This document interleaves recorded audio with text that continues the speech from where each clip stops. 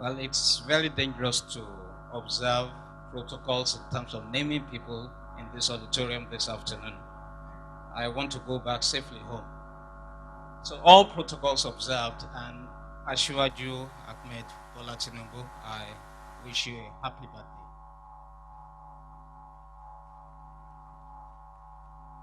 I'm going to show you some slides, and can I have slide number 1, please? Now, this is Abuja. Abuja was a great opportunity as a nation to create a new city, even a new state from scratch. We have had many such opportunities in the womb of time, and many more are hidden in the womb of time. A bifurcated expression as a nation gives us variegated opportunities. We can, for example, create solar-powered new cities on the savanna plains of the north and cut the north away from dependence on the national grid. We can create ecological cities in the mangroves and rainforests of the south.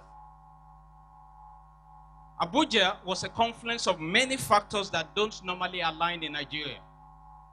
1, there was political will. 2, there were resources. And 3, we had access to talent. But instead of a spanking thematic city, we created a bureaucratic functional apparatus without a soul, an economic sinking hole, a cost center without an externally generated income potential.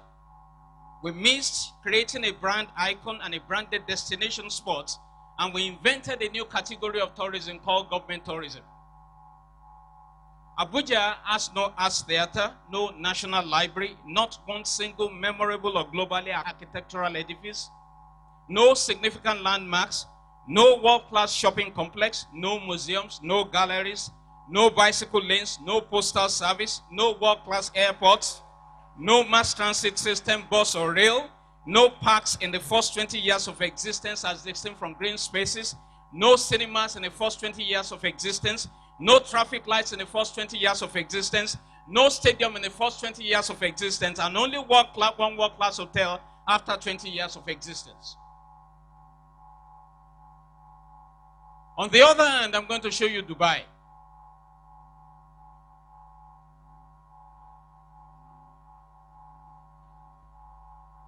In land mass, it is about 6 times the size of Abuja. Abuja is 713 square kilometers. Dubai is 4,114 square kilometers. 20 years ago, Dubai was just a desert. It had one major road. And perhaps the only other significant thing in Dubai was a building called the World Trade Center. It was the first and only skyscraper in Dubai, a very modest structure by modern standards. The ribbon was cut by the Queen of England. In retrospect, the name World Trade Center signifies Dubai's ambition. Today, Dubai boasts the following. It boasts the world's tallest building. It boasts the world's largest shopping mall, the Dubai Mall. Dubai, by the way, has 47 world-class shopping malls. It boasts an international airport recognized as the best worldwide in overall passenger satisfaction. It has Emirates Airlines. It was the airline of the year in 2011, and it operates over 2,400 flights per week. It is one of only 6 airlines in the world with full wide-body planes, and it has a fleet of over 300 planes. Remember, we used to boast that Nigeria Airways had 35. Dubai also has 2 Chrysler buildings. America has only 1. Why did they do it? Because they can. It has 3 man-made islands. One of them is the only man-made island visible from space. It has the world's first indoor black run ski resort, the world's largest acrylic aquarium. It has the world's only 7-star hotel and 272 first-class hotels boasting 30,000 rooms. And by the way, even though the weather in Dubai is the same as Abuja, Dubai has air-conditioned bus stops.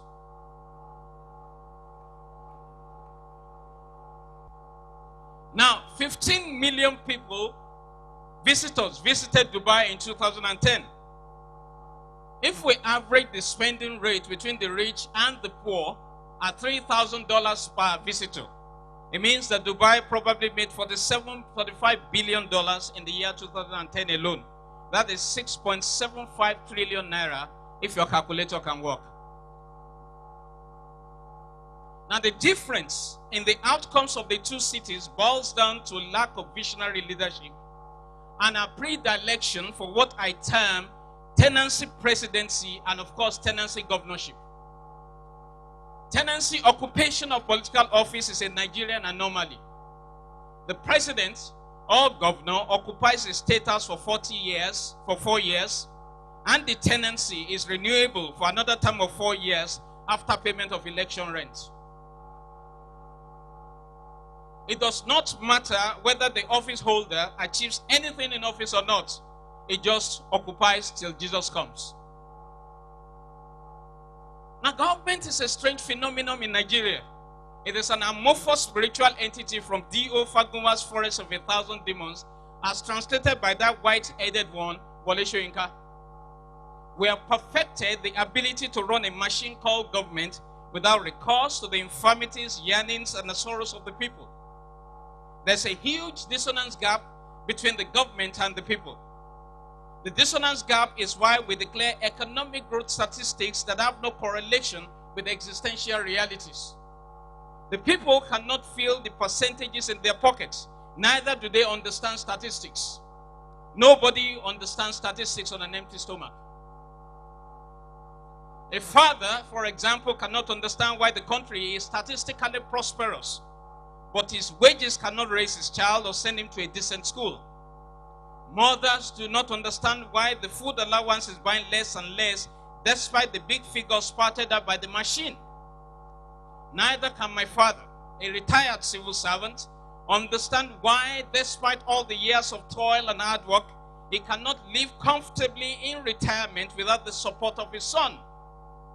And he doesn't understand why he needs to queue on end to verify an identity he has carried for the over 80 odd years of his life just because he wants to collect his pension.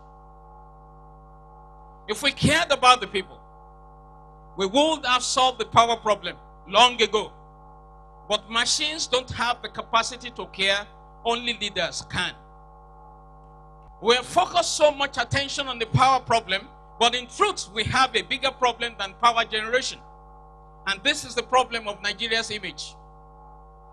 A very successful businessman spoke to me last week. He had just returned from Singapore. He said to me, Leke, Nigerian passport is not a good passport to carry.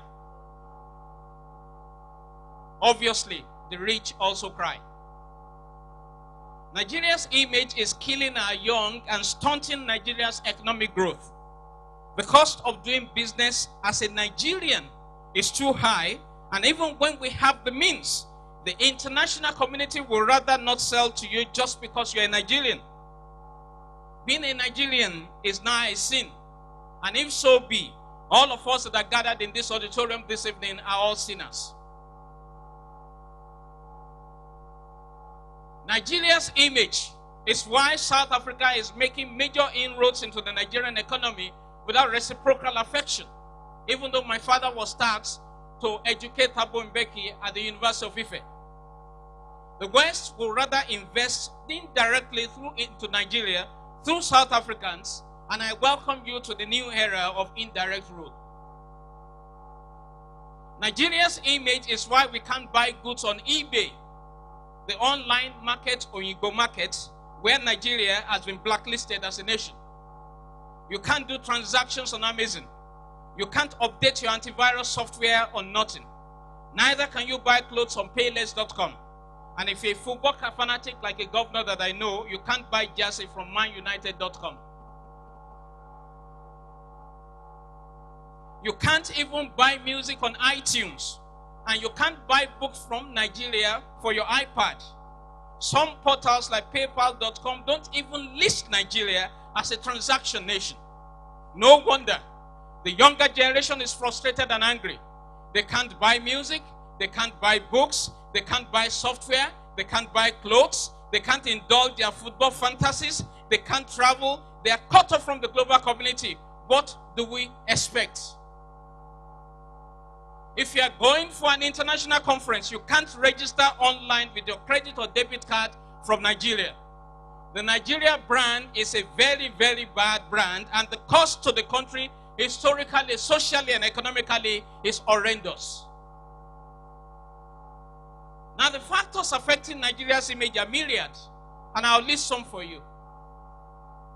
There's lack of visionary leadership. There's failure of government policy. There are crimes by the citizenry, kidnapping, 419, drug trafficking, etc. There's bombings and terror and civil unrest. There's failure of the rule of law. Now you have the corruption conglomerate, which I'm going to list to you. 1, institutional corruption of interface agencies, customs, immigration, NDLEA. Institutional corruption of regulatory and law enforcement authorities. Systemic corruption of the institutional tiers of government. Endemic corruption in society, and failure and corruption of electoral systems. The list is long,